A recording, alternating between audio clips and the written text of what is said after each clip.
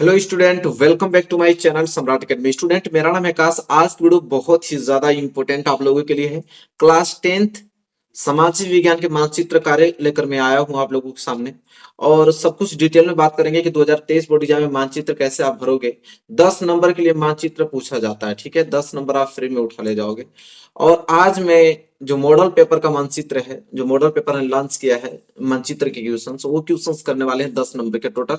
मानचित्र भी भरना आ जाएगा, साथ ही साथ मॉडल पेपर का सोल्यूशन भी हो जाएगा। तो चलो वीडियो को लाइक कर दो, चैनल पर नए हो तो चैनल को सब्सक्राइब कर दो। सबको मालूम है कि मानचित्र दो कैटेगरी से आता है, एक आपका इतिहास से आता है, एक आपका भूगोल से आता है। इतिहास से 5 नंबर का आता है और भूगोल से 5 नंबर का, ठीक है।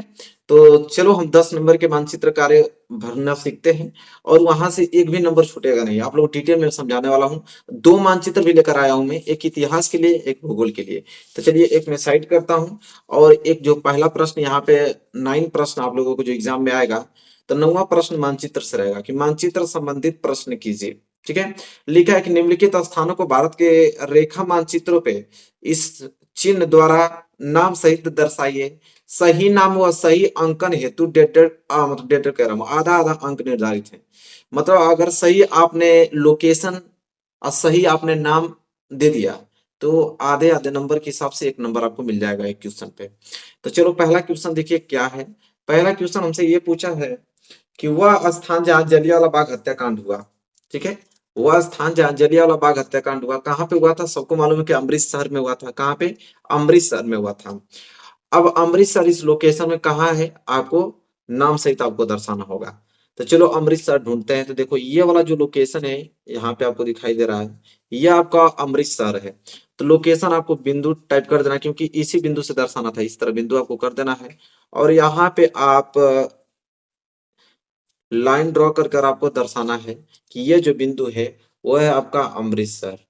क्या है? अमृतसर। तो यहाँ पे लिखना भी पड़ेगा आपको कि ये बिंदु अमृतसर है, और यहाँ पे डालना भी पड़ेगा कि क का हमने उत्तर दिया है, 9 का क, ठीक है। देखो यहाँ पे 9 का क, यहाँ पे अब एग्जामिनर चेक करेगा तो उसको समझ में आ जाएगा कि आपने 9 का क दिया है। दूसरा प्रश्न यह है, वह स्थान जहां से गांधी जी ने नमक बनाना प्रारंभ किया। तो नमक बनाना प्रारंभ गांधी जी ने कहाँ से किया था, वह स्थान पूछ रहा है, ठीक है। तो उन्होंने किया था दांडी में।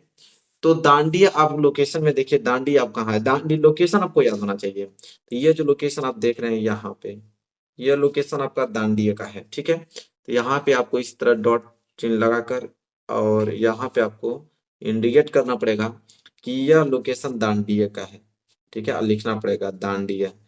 और आपने ख का उत्तर दिया तो इसके आगे ख लिखना पड़ेगा, ठीक है, ताकि एग्जामिनर समझ जाए। चलो ये भी क्वेश्चन हो गया। अगला क्वेश्चन की बात करें तो देखिए अगला प्रश्न क्या है, वह स्थान जहां नील की खेती करने वाले किसानों ने आंदोलन किया। तो नील की खेती करने वाले किसानों ने आंदोलन कहाँ पे किया था? तो वो चंपारण में किया था। कहाँ? चंपारण में। तो चंपारण का लोकेशन कहाँ है वो देखना है। तो ये वाला पोर्शन आप देख रहे हैं, ये वाला यहाँ पे होता है चंपारण, ठीक है। तो यहाँ पे बिंदु ड्रा करके और स्केल की सहायता से लाइन आप ड्रॉ कर लीजिए यहाँ पे, और लिख दीजिए कि चंपारण। ये जो लोकेशन है यह है चंपारण, ठीक है।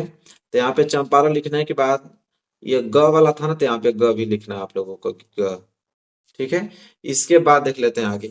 अगला है, वह स्थान जहां सूती मिल श्रमिकों ने सत्याग्रह किया। सूती मिल श्रमिकों ने जो सत्याग्रह किया वो कौन सा स्थान है, ठीक है। तो उन्होंने अहमदाबाद में किया था। कहाँ पे? अहमदाबाद। अब अहमदाबाद लोकेशन क्या है उसे हम लोग ड्रा करना है, ठीक है। तो देखिए अहमदाबाद यहाँ पे है, ये जो लोकेशन आपको दिखाई दे रहा है ये आपका अहमदाबाद है, ठीक है। तो यहाँ करने के बाद यहाँ पे लाइन ड्रा कर देना है, और यहाँ पे लिख देना है कि ये लोकेशन आपका अहमदाबाद है,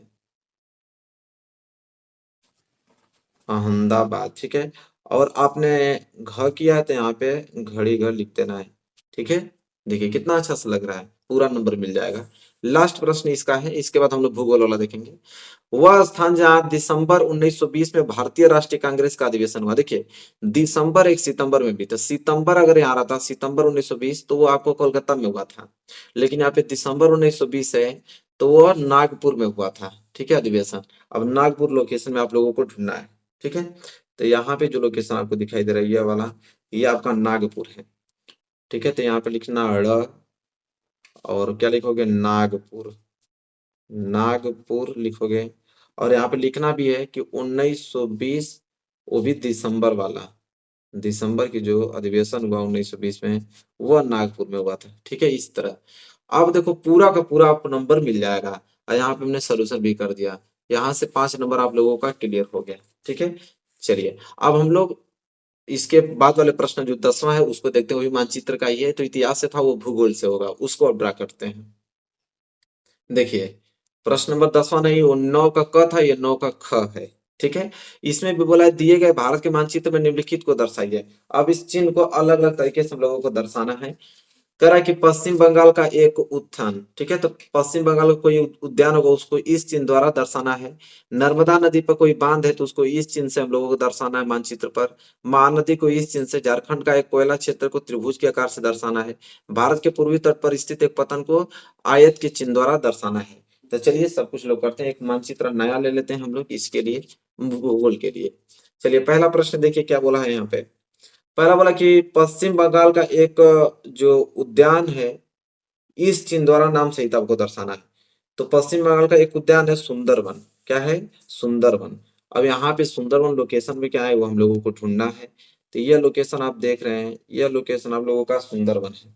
ठीक है, तो यहाँ पे आप लोगों को पहले इस तरफ लोकेशन को बिंदु कर देना है। ठीक है, बिंदु करने के बाद मैं आपको बताता हूँ करना क्या है। इस तरह आपको तीर लगाकर, और यहाँ पे लिखना है आपको सुंदरवन। क्या लिखना है, सुंदरवन लिखना है। और सुंदरवन लिखने के बाद आपको किस चिन्ह द्वारा दर्शाना था, इससे।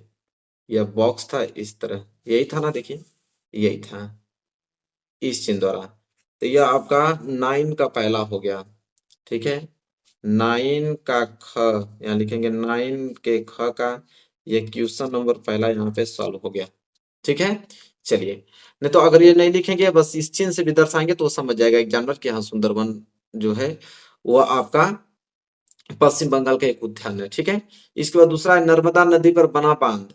नर्मदा नदी पर बना बांध को इस चिन्ह से दर्शाना है। तो नर्मदा नदी पर कौन बांध बना है, सरदार सरोवर बांध। तो सरदार सरोवर बांध का लोकेशन देखते हैं। यह लोकेशन यहाँ दिखाता हूँ, यह लोकेशन सरदार सरोवर बांध का है। तो यहाँ इस तरह बिंदु लगाकर आपको यहाँ पे इस तरह स्केल द्वारा खींचेंगे, और इसके बाद इसका लोकेशन का नाम लिखेंगे सरदार सरोवर बांध। क्या लिखेंगे, सरदार सरोवर बांध लिखेंगे आप। सरदार सरोवर बांध लिखने के बाद मेरे प्यारे विद्यार्थी, इसका लोकेशन किस तरह दर्शाना था, इस तरह करने के बाद बीच में रंगना था। ठीक है, यह सरदार सरोवर बांध का है, देखिए इसी तरह रंगना था। चलिए ये भी हो गया। इसके बाद है कि महानदी इस चिन्ह द्वारा नाम सहित। तो महानदी किस लोकेशन पे है, तो लोकेशन ढूंढना है महानदी का। तो देखते हैं महानदी इस लोकेशन पे है, ये जो लोकेशन है, यह लोकेशन महानदी का है। तो महानदी का लोकेशन मिल गया, इसको हम लोग स्केल की सहायता से खींचकर लिखेंगे, ये आपका महानदी है। क्या है, महानदी। इसका लोकेशन के लिए कौन सा चिन्ह बना था, इस तरह कि ये इस तरह आ रहा है, इस तरफ पर है, दोनों नदी आपस में इस तरह मिल रही है, ये महानदी का चिन्ह है। ठीक है, इसके बाद तब हम अगला प्रश्न पढ़ेंगे और देखेंगे। अगला महानदी भी हो गया। इसके बाद क्या है कि झारखंड का एक कोयला क्षेत्र त्रिभुज चिन्ह द्वारा नाम सहित तो लिखे। तो झारखंड का एक कोयला क्षेत्र आपका है झरिया। ठीक है, तो झरिया कहाँ किस लोकेशन पे उसको देखते हैं। देखिए यह लोकेशन जो आप देख रहे हैं, यह लोकेशन झरिया का है। ठीक है, ये वाला। अब यहाँ से कर कर स्केल की सहायता से आप ऊपर लिख दो इसको यहाँ पे। यह लोकेशन झरिया है, कोयला का क्षेत्र है, यह लिखेंगे झरिया। और त्रिभुज के आकार से इसको हमको डिनोट करना था ना, तो इसके नीचे त्रिभुज बना देंगे, एग्जामिनर समझ जाएगा। ठीक है, क्लियर हो गया। चलिए अब हम बात कर लेते हैं अगले प्रश्न की तरफ। लास्ट प्रश्न यह है कि भारत के पूर्वी तट पर स्थित एक पतन आयत चिन्ह द्वारा नाम सहित लिखिए। ठीक है, चलिए देखते हैं। तो भारत के पूर्वी तट पर स्थित एक पतन, तो पूर्वी तट पर स्थित एक पतन आपका है पारादीप। क्या है, पारादीप, जो कि उड़ीसा में पड़ता है।